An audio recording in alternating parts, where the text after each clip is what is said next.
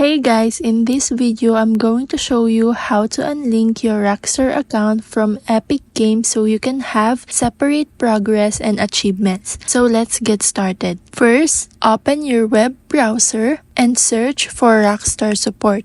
Click the official Rockstar Support website link to go there. Next, once you're on the Rockstar site, look for the Account Support section and click on it. Then find a Rockstar Games account and tap on that. After you tap on it, find the account linking and click on it. Now, in order to unlink your account, you must sign in. And once you're signed in, look for this option and tap on that so you will see your account and you'll now be able to unlink an account and select Epic Games from the list. Follow the prompts to confirm you want to unlink your account. And that's it. Your Rockstar account is now unlinked from Epic Games, letting you keep your progress and achievements separate. Thank you.